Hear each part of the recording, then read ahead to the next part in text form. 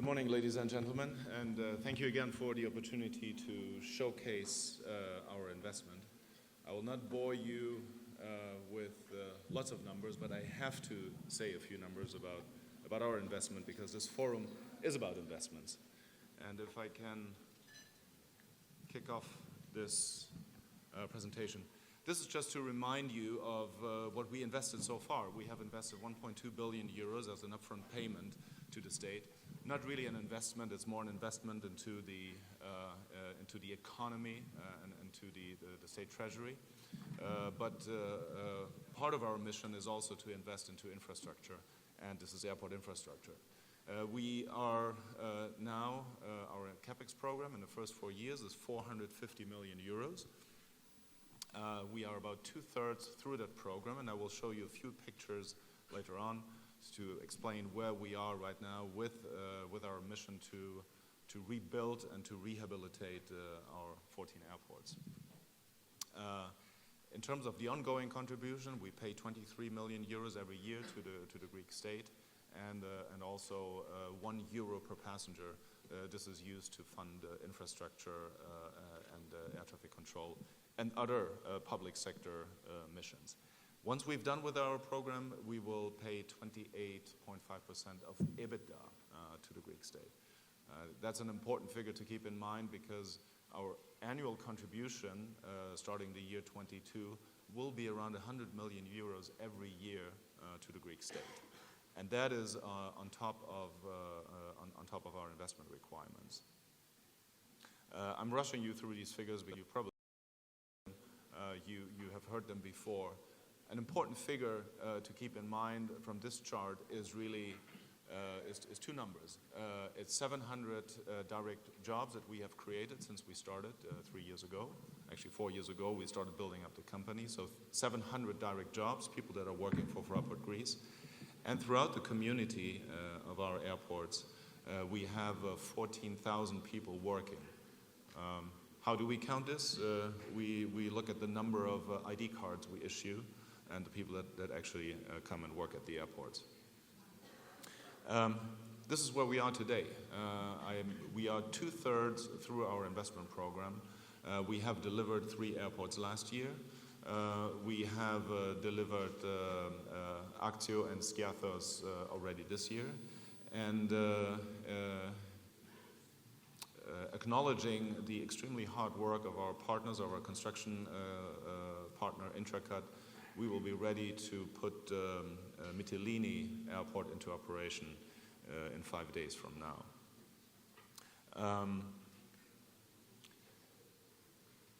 Just as a reminder of how the Greek aviation industry is structured, Greece has seen last year 64 million passengers.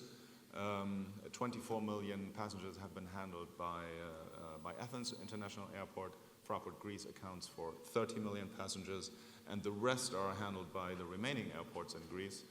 The biggest one being Heraklion, with about 8 million, and 2 million in the other 23 airports that you have certainly heard about lately. This is an incredible picture because it shows the resilience and the absolute success story of Greek tourism over the last decade. It has been flat. Passenger numbers at our airports have been flat around 17 to 18 million until the year 2012. For 5 years, there was literally no growth. And then in 2012, in the middle of the crisis, suddenly traffic started to skyrocket. And this actually hit an infrastructure that was never built to do this. So our challenge was not only to rebuild the airports, but also to manage and to operate through this massive increase of traffic. So now, enough with the charts. This is where we stand at Chania. Chania was the airport we first delivered. It has already been put into operation last year. Brand new terminal.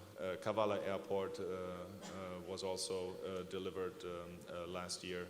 It's a completely new experience. The infrastructure is basically the same, but the way the passenger flow and the passenger processes work is very different. The same in Zakynthos, where we have dramatically changed the way the airport is used and the way passengers flow through the terminal. Action Airport, I'm going to Action tomorrow. It's already done and delivered. Same as Skiathos. Samos Airport will be ready later in the year, and I mentioned already Mytilene Airport, where we built a brand new terminal, and will in little over a year. And maybe throughout the question Q&As later, we have a chance to talk about Mytilene, because there's some very interesting lessons about that. We will also deliver Rhodes Airport later in the year, and we are just finalizing the second part of the new terminal in Kefalonia Airport. Same thing is happening in Corfu and in Kos, where in Kos actually we built a completely new terminal, and we are knocking down the old one. Mykonos Airport, I have a nice video. If we have time, I'd like to show the video for Mykonos Airport, what it will look like in the future. And Santorini will also be completely rehabilitated.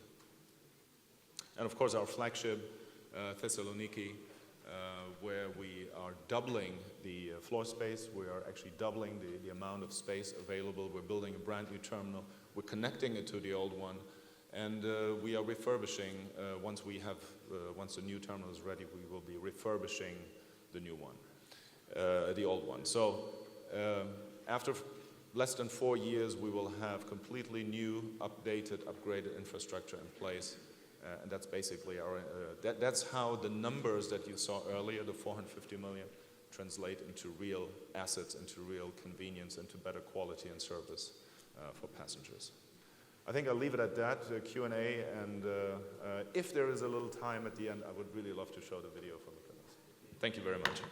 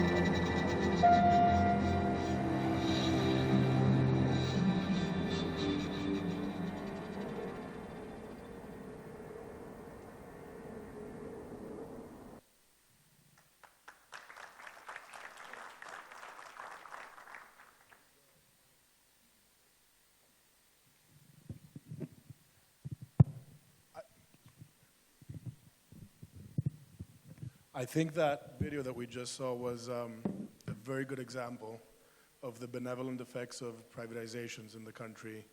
And foreign direct investment.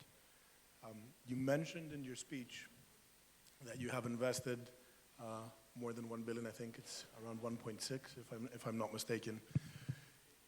As Fraport, you decided to make this investment during a difficult time for Greece, during the peak of the financial crisis. How difficult for you was it during those board meetings to make that decision? I think may have mentioned this story a number of times. It was actually very difficult. In those days, we had to renew our commitment to TAIPED of continuing with the project, and this was just at the peak of discussions of how the political future and how the economic future of Greece would unfold.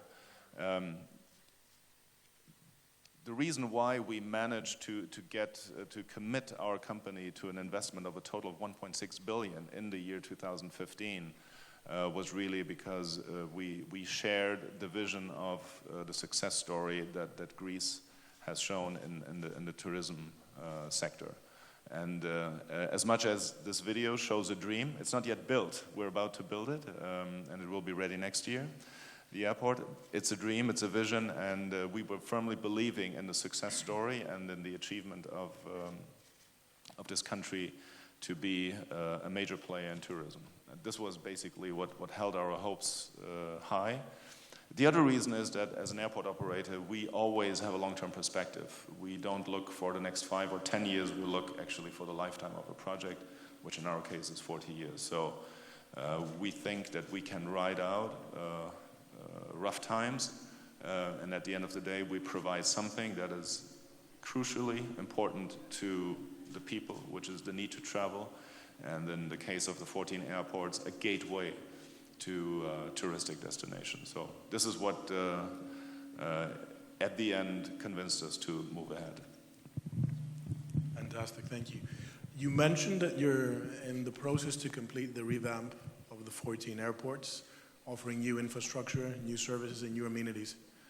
How would you actually rate the infrastructure at the 14 airport locations you serve? Let me spare the rating because it probably will not be very good. I've mentioned early on that we are about to finalize Mytilene Airport. And Mytilene Airport, we have rebuilt the terminal, built a completely new terminal in about a year and 3 months. The only reason that is now holding us back from taking this terminal into operation is the connection to the National Road. The National Road is just at our doorstep. The problem is that this road is not legal. It has never been legalized. There is a law in place which allows the accelerating the legalization of this road. The term expires by the end of this year. I'm not yet sure if the local governments will make it possible. The problem is actually we cannot connect our terminal to an illegal road. Just as a reminder, this is exemplary for many of the problems we faced in putting this project into reality. Permitting, a bureaucratic nightmare. We needed more than 200 permits to build our terminals. And the state of the infrastructure in many of our locations is poor. What I'm concerned about is that we have a lot of investment, private investment, going into hotels, into touristic infrastructure. We've done our part, and now what is missing is roads, energy, sewage, water supply, waste management. These are public sector obligations, public sector duties, and I think it's one of the biggest tasks of this, not only this new government, but the entire society to tackle these shortcomings and to close the gap. Thank you very much, and I really hope we're able to overcome all these barriers so we can have more investments like yours